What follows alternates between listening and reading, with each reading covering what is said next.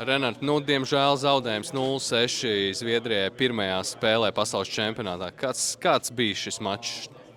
Mača sākumā dabūjām vairākumu, bet tad pēc tam pašiem disciplīna aptrūkās un ielaidām 4 vārdus mazākumā.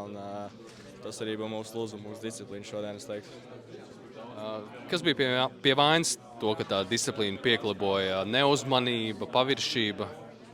Bija viens neveiksmīgs mazākums, kur ripu izmet ārā, bet pa lielam es teiktu, ka negribējām kustināt kājas un āķējām, un tāpēc mums tie mazākumi nāca šodien.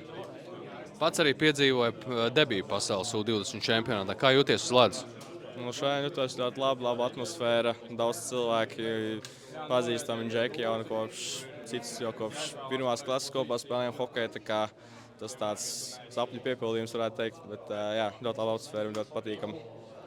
Kā bija pret Zviedrijas komandu spēlēt? Ātrums, spēks. Kā izpaudās tas Zviedrijas pārākums? Zviedrijas pārākums, teiktu, vairāk bija tā meistarība. Ātrumā mēs varbūt tikām līdzi, bet meistarība, kā viņi piespēles precīzas un jā, visi ļoti precīzi darīja. Tad mums vajadzēja uzmanīgāk spēlēt aizsardzībā un tāpēc arī vairākumā viņi guva tos vārdus. Kāds bija treneru vēstījums Ģērbtuvē pēc šīs spēles? Aizmirst par šodienu, sagatavoties rītdienas spēlei. Galvenais vienkārši aizmirst. Turpinam, rīt jau jāgatavojas nākamajai spēlē pret Kanādu. Šodien ir beigusies, dzīvojam tālāk. Kā vislabāk aizmirst spēli? Kas ir jādara?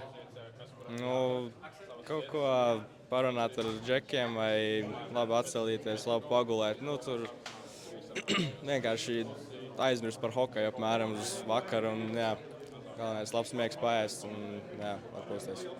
Paldies un lai izdodas! Paldies!